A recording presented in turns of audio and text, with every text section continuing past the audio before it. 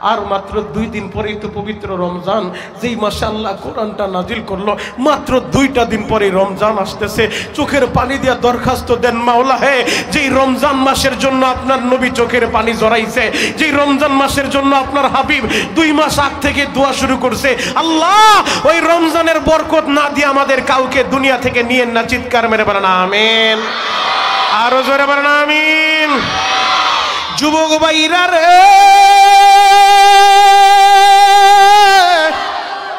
এই দুনিয়া থাকার জায়গা না, তুমিও থাকবা না আমিও থাকবো না।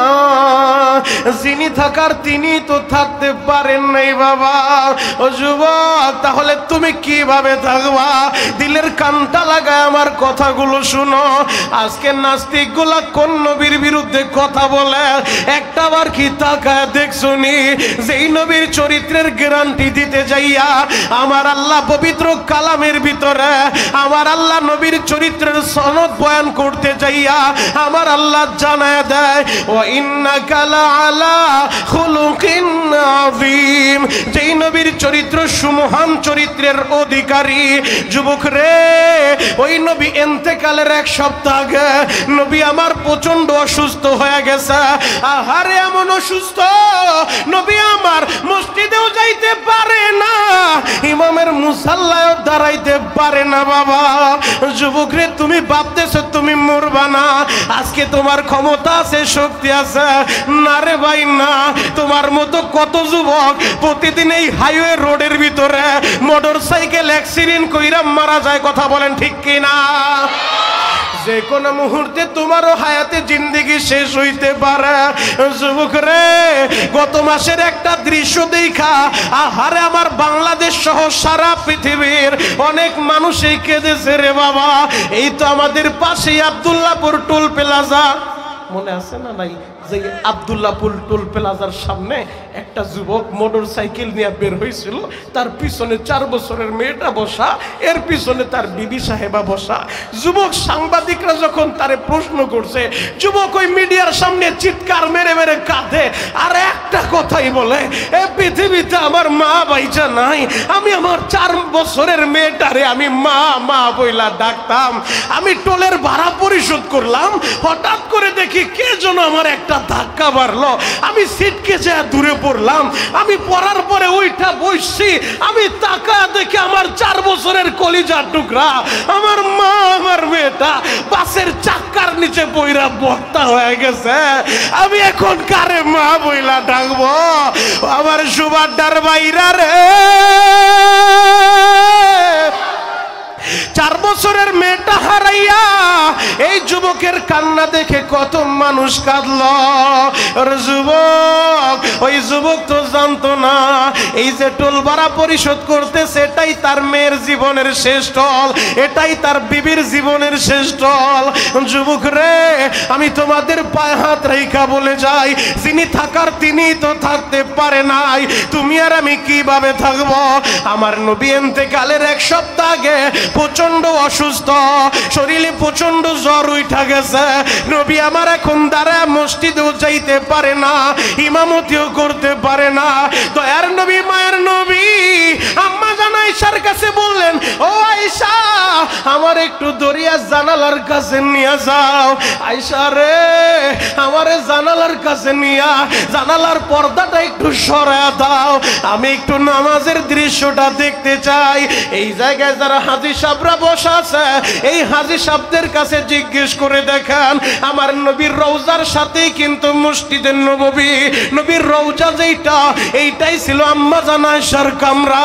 আম্মা জান আয়েশা আমার নবীর দরিয়া জানালার কাছে নিয়া জানালার পর্দাটা যখন সরায়া দিছে গো বাবা, আমার কলিজার টুকরা যুবক রে, দয়ার নবী, মায়ের নবী তাকা দেখে তার সাহাবী আবু বকর ইমামের মুসাল্লায় দাঁড়ায় ইমামতি করে, সব সাহাবীরা তার পিছনে নামাজ আদায় করে। এই দৃশ্যটা দেখা আমার নবী আর সইতে পারে নাই, চোখের পানিগুলো সাইরা দিছে। আয়েশা রে, এই নামাজের জন্যই আমি রক্ত জড়াইছিলাম রে আয়েশা, এই নামাজের দাওয়াত দেওয়ার জন্য, এই নামাজের জন্য বেঈমান আবু জাহেল আমারে মারছিল রে আয়েশা। আজকে আমি তাকায় দেখতেছি আমার সাহাবীরা আমার আবু বকরের ইমামতিতে এক মুসাল্লায় দাঁড়ায় গেছে, এক কাতারে দাঁড়ায় গেছে নামাজের জন্য। আল্লাহু আকবার, আরো জোরে বলেন আল্লাহু আকবার। আমার নবী যিনি থাকার তিনি থাকতে পারে নাই, তুমি কিভাবে থাকবা? আমার নবীর চরিত্রটা দেখো। ওই রাখাল রাহার মতো একজন কুলাঙ্গার নবীর চরিত্র নিয়ে ব্যঙ্গ করে। আমার নবীর চরিত্রটা দেখো। আমার নবী বলে, আমার সাহাবীরা আমি তো চিরদিন থাকবো না, যে কোনো মুহূর্তে আমি চলে যাব। ও সাহাবীরা বলো, আমার কাছে তোমাদের কোনো পাওনা আসেনি, আমার কাছে কোনো দাবি আসেনি, থাকলে তোমরা বলতে পারো, আমি তোমাদের সেই দাবি পরিশোধ করে দিব। হঠাৎ করে এক সাহাবী দাঁড়ায় গেছে। সাহাবী দাঁড়ায় বলে, ইয়া রাসূলুল্লাহ, ইয়া হাবিবাল্লাহ, আপনার কাছে আমার একটা হক আছে, দাবি আছে। বলে, কি সে দাবি? নবী গো, জিহাদের ময়দানে যখন আপনার সাথে আমি ছিলাম, আপনি চাবুক চালাইতেছিলেন, আপনার ওই চাবুকটা আমার পিঠের ভিতরে লাইগা গেছে। আপনি বলছেন আজকে সবার পাওনা পরিশোধ করবেন, যদি আপনি অনুমতি দেন আমিও আপনার পিঠের ভিতরে চাবুকের একটা আঘাত করতে চাই। এই কথাটা যখন বলছে, আমার নবীর চরিত্রটা দেখো। নবী আমার বলে, সাহাবী আসো, তুমি আমার পিঠের ভিতরে চাবুকের আঘাত কইরা প্রতিশোধটা নিয়ে নাও। আর সব সাহাবী অবাক হয়ে গেছে, আমাদের সাথী, আমাদের বন্ধু, সে কি বেঈমান হয়ে গেল কিনা, মুনাফিক হয়ে গেল কিনা, নবীর গায়ে আঘাত করতে চায়। কিন্তু ওই সাহাবী বলেন, নবীজি আমি এখন আঘাত করব না। কখন করবা? নবী গো, যখন যুদ্ধের ময়দানে অনেক মানুষ ছিল, আমি গোপনে গোপনে করব না। আগামীকাল বেলা 10টার সময় আপনার পিঠের ভিতরে চাবুকের আঘাত কইরা আমি প্রতিশোধটা নিতে চাই, আপনি এলান করে দেন, সবাই যেন উপস্থিত থাকে। নবী এলান করে দিল। এই এলান দিয়া সবাই তো বাড়ি চইলা গেছে, ওই সাহাবী ঘরের ভিতরে চইলা গেছে। এই দিক দিয়া নবীর অন্যান্য সাহাবীরা সবার চোখে পানি। আহারে মুনাফিক গুলা আজকে হাসবে, নবীর সাহাবী হইয়া, নবীর ছাত্র হইয়া, নবীর শরীরে যদি আঘাত করে আমরা মদিনায় কিভাবে চেহারাটা দেখাইবো? সবাই অবাক হয়ে গেছে। যুবক ভাইরা রে,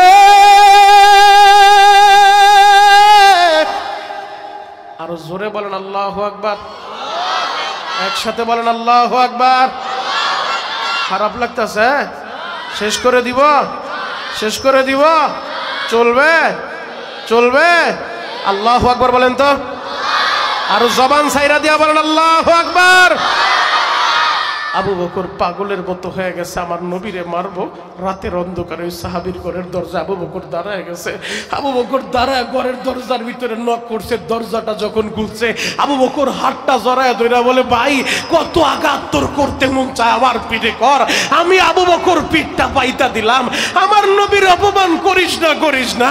আমি দেখছি আমার এই নবী জন্মের পরে যেই নবী বাবার চেহারাটা দেখতে পারে নাই, 6 বছর বয়সে যেই নবী মা হারাইছে, আমার এতিম নবী অনেক কষ্ট করছে।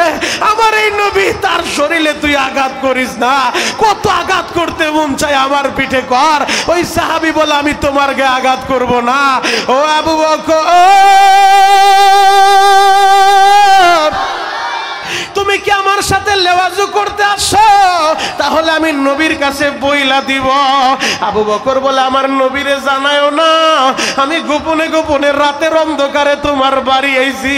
তুমি আমার নবীরে আঘাত কইরো না, যত আঘাত করতে মন চায় আমার পিঠে করবা। ওই সাহাবী বলে, আবু বকর আমি আপনার কাছ থেকে প্রতিশোধ নিব না। আপনি তো আমার শরীরে আঘাত করেন নাই, নবীর চাবুকটা আমার শরীরে লাগছে, আমি নবীর শরীরে লাগাইব। এই কথা বইলা আবু বকর বের হইয়া ওমরের হাতটা জড়ায় ধরছে। ওমর রে, তারে একটু বুঝায়া বল, যদি আগামীকাল বেলা 10টার সময় মদিনায় সব মানুষের উপস্থিতিতে আমার নবীর শরীরে আঘাত করে, মুনাফিক গুলা অট্ট হাসি হাসবো। ও ওমর, তুই একটু তারে ম্যানেজ কর, আমি পারতেছি না। ওমর যখন ঘরের ভিতরে ঢুইকা ওমর হাতটা জড়ায় ধইরা ওমর বলে, আমি কারো কাছে মাথাটা নত করি না, আমি ওমর তোমার হাতটা জড়ায় ধরলাম, আমি ওমর পিঠটা পাইতা দিলাম। কত আঘাত করতে মন চায় আমার পেটে করো, আমার নবীর শরীরে আঘাত কইরো না, কইরো না। ওই সাহাবী বলে ওমর আপনি কি চোখ রাঙানি দিয়ে আমারে দাবায়া দিতে চান? তাহলে কিন্তু নবীরে বইলা দিব। বলে আমার নবী জানে না, আমার নবী জানলে কষ্ট পাইব, নবীরে না বইলাই আসি। তোমার হাতটা জড়ায় ধরলাম, নবীর গায়ে তুমি আঘাত কইরো না। পরদিন সকালবেলা সব মানুষগুলা উপস্থিত হয়ে গেছে, মুনাফিকেরা উপস্থিত হইছে। নবীর সাহাবী নবীর ছাত্র হইয়া আজকে ওস্তাদের গায়ে আঘাত করব, নবীর গায়ে আঘাত করব। মুনাফিকগুলা তামাশা দেখতে আইছে। আর এই দিক দিয়া নবীর সাহাবীরা সবার চোখে পানি। ইমাম হাসান হুসাইনও কান্দে। ও নবীর সাহাবী আমার নানা বাইরে মাইরো না, তোমার কত মারতে মন চায় আমাদের দুইটা বাইরে মারো, আমার নানা বাড়ি শরীরে আঘাতটা কইরো না। আমার মা আমাদেরকে পাঠায় দিছে, আমাদের শরীরে আঘাত করো, আমার নানাবার শরীরে আঘাত কইরো না। ওই সাহাবী কারো কথাই শুনে না। সব মানুষের উপস্থিতিতে ওই সাহাবী আমার নবীর শরীরে আঘাত কইরা প্রতিশোধ নিতে চাইবা। আমার নবীর চরিত্র দেখো। সাহাবী সামনে আগে আসে, নবী বলে সাহাবী নাও চাবুক আঘাত করো, প্রতিশোধ নিয়ে নাও। ওই সাহাবী বলেন নবী গো আপনি যখন আমার শরীরে চাবুকটা লাগাইছিলেন তখন দুর্ভিক্ষ চলতেছিল, আমার গায়ে পোশাক ছিল না গো নবী। বেয়াদবি নিয়েন না, আপনার পিঠের চাদরটা সরাইতে হবে, আপনার শরীর থেকে পোশাকটা সরাইতে হবে। এই কথাটা শুই না সবাই কান্দে। ওমর বলে বাইরে আমার নবীরে সবার সামনে পিঠ থেকে কাপড়টা সরাইস না, কাপড়টা না সরাইলে কি হয় না। ওই সাহাবী বলেন না আমার পিঠে কাপড় ছিল না, নবীর পিঠেও থাকতে পারবো না, নবী গো কাপড়টা সরান। আমার নবীর চরিত্রটা দেখো, কোন নবীর চরিত্র নিয়ে নাস্তিক গুলা ব্যঙ্গ করে। আমার নবী পিঠ থেকে যখন কাপড়টা সরায় দিছে, আমার নবীর দুইটি পিঠের মাঝখানে কবুতরের ডিমের মতো মোহরের নবুয়ত ছিল। ওই সাহাবী চাবুকটা ফালায়া দিয়া একটা চিৎকার মাইরা আমার নবীরে পেছন দিক থেকে জড়ায় ধইরা ওই মোহরে নবুয়তে ঠোঁট লাগায়া চুমু খায়া ফেলছে, চুমু খায়া ফেলছে। কেরানীগঞ্জের বাইরা রে ওই সাহাবী নবীর পা দুইটা জড়া ধইরা ওই সাহাবী কান্দে আর বলেন নবী গো আপনি কিভাবে ভাবলেন গো নবী আমি আপনার শরীরে আঘাত করব? আপনি যখন বলছেন আমার কাছে কারো দাবি থাকলে ছাড়ায় নাও, আমি এই সুযোগটা কাজে লাগাইছি। আমি তো কোনো আমল নাই গো নবী, যদি ময়দানে মাশারে আমি কি নিয়ে দাঁড়াইব, এই জন্য চিন্তা করলাম এই সুযোগ হাতছাড়া করা যাইব না। আমি আমার ঠোঁট দুইটা আপনার মোহরে নবুয়তে লাগায় নিলাম গো নবী। যেই ঠোঁট মোহরে নবুয়তে লাগছে এই ঠোঁটে জাহান্নামের আগুন লাগবো না, লাগবো না নবী গো। বেয়াদবি নিয়েন না গো নবী, আপনি আমারে মাফ কইরা দেন। ও আমার যুবক বন্ধুরা পায়ে হাত রাইখা বলে যাই আমার নবীর চরিত্র দেখো। যেই নবী তার দাবি ছাড়ানোর জন্য যার আগে পিছনে কোনো গুনাহ নাই, যেই নবী ইমামুল মুরসালিন খাতামুন নবিয়্যিন দু জাহানের বাদশা, সেই নবীর বিরুদ্ধে আজকে যেই নাস্তিকগুলা কথা বলে আমাদের কথা একটাই, বক্তব্য একটাই, পরিষ্কার বক্তব্য। জন্ম যেহেতু হইছে মরতে হবে, 3.5 হাত বডির ভিতরে এ প্রাণ পাখি চিরদিন থাকবে না, থাকবে না। যদি কোন নাস্তিক আর মুরতাদ 56,000 বর্গ মাইলের মধ্যে টেকনাফ থেকে তেতুলিয়ায় 95 ভাগ মুসলমানের দেশে কোন নাস্তিক যদি নবীর বিরুদ্ধে কথা বলে, সে যত বড় নেতা হোক, সে যত বড় পীর হোক, এগুলা দেখার টাইম আমাদের নাই। পরিচয় হবে একটাই, আমরা এক আল্লাহর বান্দা, এক নবীর উম্মত। নবীর বিরুদ্ধে কথা বললে ওদের পরিচয় একটাই, ওরা মানবতার দুশমন, ওরা আল্লাহর দুশমন, ওরা 200 কোটি মুসলমানের কলিজার দুশমন। এই দুশমনের সাথে কোন মুসলমানের আপোষ থাকতে পারে না, আপোষ থাকতে পারে না।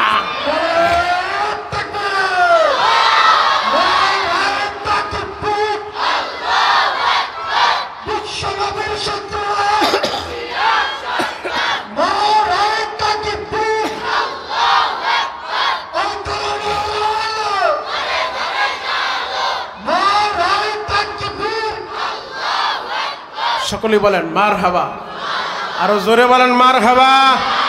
তাহলে ওই নবীরে ভালোবাসার দরকার আছে না নাই? আরো জোরে বলতে হবে, আছে না নাই? ওই নবীরে কলিজার চেয়ে বেশি ভালোবাসতে হবে। যুবক, নবীর সাহাবীরা নবীরে ভালোবাসতে যায় বাড়িঘর সব সাইরা দিছে, আর তুমি আর আমি নবীরে ভালোবাসি। তুমিও তো আশেকে রাসূল, আমিও তো আশেকে রাসূল। আজকে নবীর বিরুদ্ধে কথা বললে তোমার কলিজায় আগুন লাগে না?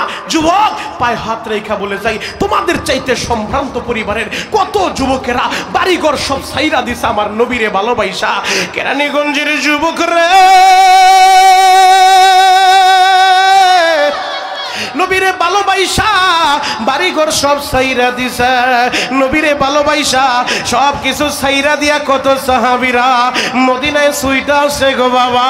হিজরতের রাতে আমার আল্লাহর আদেশ পাইয়া নবী এবং তার সাহাবী হযরতে আবু বকর তারা দুইজন তো মদিনায় রওনা দিছে।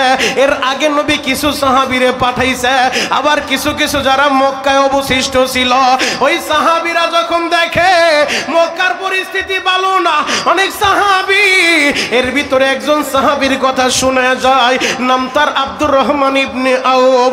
সম্ভ্রান্ত পরিবারের সন্তান আব্দুর রহমান ইবনে আউফ বিশিষ্ট ব্যবসায়ী ছিল বাবা, যার সম্পদের অভাব ছিল না, খেজুরের বাগানের অভাব ছিল না।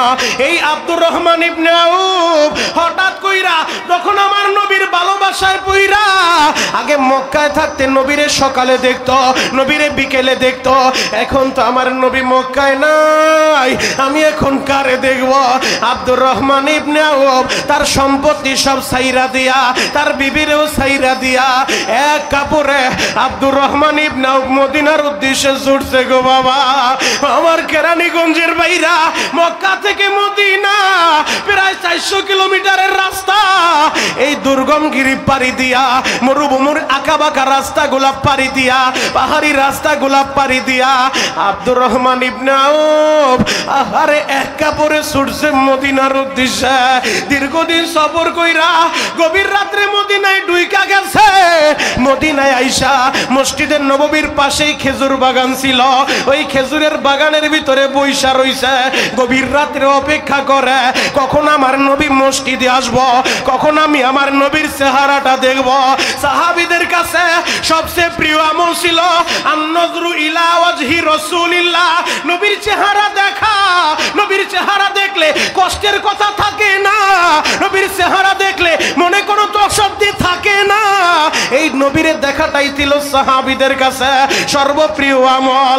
নবীর আরেকজন সাহাবী আব্দুল্লাহ ইবনে যায়েদ ইবনে আব্দুর রাব্বি, যেই আব্দুল্লাহ ইবনে যায়েদ ইবনে আব্দুর রাব্বি আমার নবীর ইন্তেকালের সংবাদ শুইনা আব্দুল্লাহ ইবনে যায়েদ ইবনে আব্দুর রাব্বি খেজুর গাছের উপর থেকে খেজুর নামাইতেছিল। হঠাৎ কইরা যখন শুনছে আমার নবী আর দুনিয়ায় বাইচা নাই, এই কথাটা শুইনা আব্দুল্লাহ ইবনে যায়েদ ইবনে আব্দুর রাব্বি লাফায়া খেজুর গাছ থেকে নাইমা হাত দুইটা আসমানের দিকে উঠাইয়া আমার মাওলারে ডাক মারছে, মালিক রে। আগে সকালে একবার নবীরে দেখতাম, বিকেলে একবার নবীরে দেখতাম, কিছুক্ষণ আগে শুনতে পাইলাম তোমার নবী দুনিয়ায় নাই। নবী যদি না থাকে আমি কারে দেখবো রে আল্লাহ? এই চোখ দিয়ে আমি নবীরে দেখতাম, মনটা খারাপ হইলে দৌড়া চইলা যাইতাম নবীর দরবারে, আমি আমার নবীরে দেখতাম। এখন যদি তোমার নবীরেই দেখতে পারবো না, এই চোখের আলো আমার লাগবো না, আমার চোখের আলো নিয়ে যাও, আমারে অন্ধ বানা দাও রে মাওলা। এই চোখের আলো আমি চাই না, যেই চোখ দিয়া আমি নবী দেখতে পারবো না, এই চোখ আমার লাগবো না। ও দয়ার আল্লাহ, আমারে অন্ধ বানা দাও, আমারে অন্ধ বানা দাও মালিক রে। আমারে তুমি অন্ধ বানায় দাও। আব্দুল্লাহ ইবনে যায়েদ ইবনে আব্দুর রাব্বি যখন চোখের পানি জড়ায় কান্দে, আমার আল্লাহ তার দোয়া ডাইরেক্ট কবুল করছে। হাতটা নামাইতে দেরি, আমার আল্লাহ তারে অন্ধ বানাইতে দেরি করে নাই বাবা। আমার নবীরে দেখাটাই ছিল সাহাবীদের কাছে সবচেয়ে প্রিয় আমল। আল্লাহর নবীর সাহাবী আব্দুর রহমান ইবনে আউফ খেজুর বাগানে বইসা রইছে গভীর রাত্রে, কখন আমার নবী মসজিদে ঢুকবো, আমি আমার নবীরে দেখি না, আমার নবীরে দেখার লাইগা 400 কিলোমিটার রাস্তা পাড়ি দিয়া ওই মক্কা সাইরা মদিনায় আইছি। আমি আমার নবীরে দেখবো, নবীরে দেখবো। এই দিক দিয়ে মসজিদে নববীতে আজান হয়ে গেছে, আমার নবী মসজিদে ঢুইকা জামাতে দাঁড়ায় গেছে।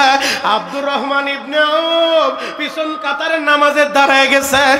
আমার নবী সালাম ফিরে মুসল্লিদের অভিমুখ হয়ে বইছে, সাহাবীদের সবাই দেখতেছে। হঠাৎ করে দেখে একজন চেহারা, আহারে দাড়ির ভিতরে ময়লা লাগানো, চুলে ময়লা লাগানো, চুলগুলো এলোমেলো, পাগলের বেশ দুইরা বইসা রইছে। নবী বলে, কে তুমি? আব্দুর রহমান ইবনে আউফ দাঁড়ায় চিৎকার মাইরা বলেন, নবী গো, আমি আপনার আব্দুর রহমান ইবনে আউফ। নবী গো, কতদিন আপনারে দেখি না, দেখি না, আপনারে দেখার লাইগা আমার কলিজাটা চিরা গেছে গো নবী।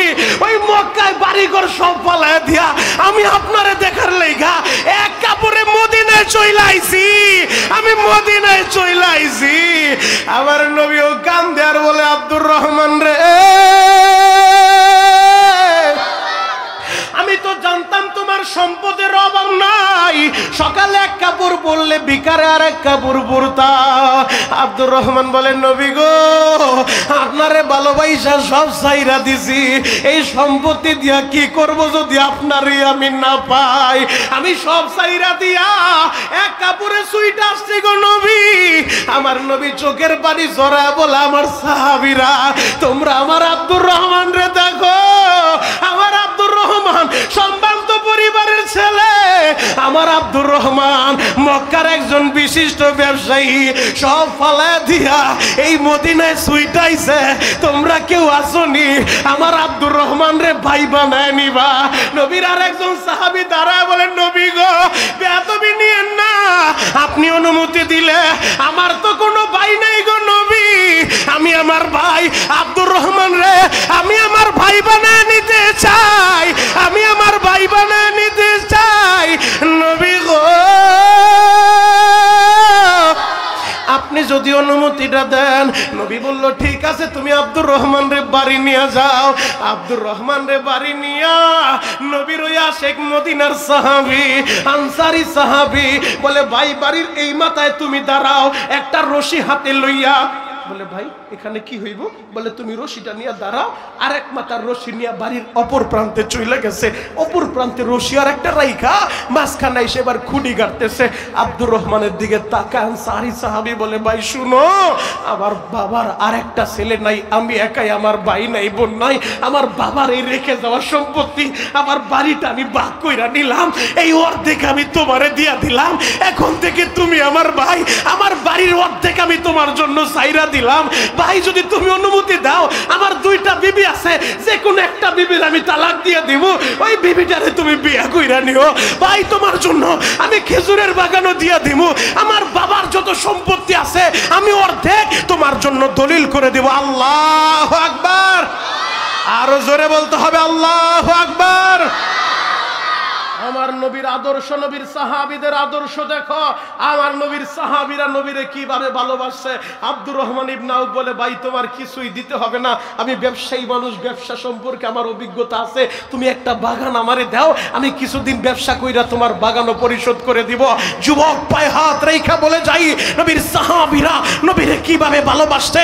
তুমি আর আমিও তো আশেকে রাসূল, কিসের সাতার আশেক? আজকে দাবি করো আশেকে রাসূল, তোমার বাবার বিরুদ্ধে কথা বললে কলিজা আগুন লাইগা যায়। তুমি যেই পীররে মোহব্বত করো, তুমি যেই ফকিররে মোহব্বত করো, ফকিরের মোহব্বতে বইরা ফকিরের কথা শুই না, ইসলামের বিরুদ্ধে দাঁড়াইতে দ্বিধাবোধ করো না। পীরের কথা শুই না, ইসলামের বিরুদ্ধে দাঁড়াইতে দ্বিধাবোধ করো না। নেতার কথা শুই না, ইসলামের বিরুদ্ধে দাঁড়াইতে দ্বিধাবোধ করো না। তুমি কিসের সাতার আশেক? আশেক যদি হইতে চাও, ছাচ্চা পাক্কা আশেক হওয়া লাগবে। প্রয়োজনে নবীর জন্য কলিজা কাইটা দিব। নবীর বিরুদ্ধে কেউ কথা বললে ওরে আমরা দেখতে চাই না, ওর সর্বোচ্চ শাস্তি মৃত্যুদণ্ড চাই, মৃত্যুদণ্ড চাই। কথা বলেন ঠিক না?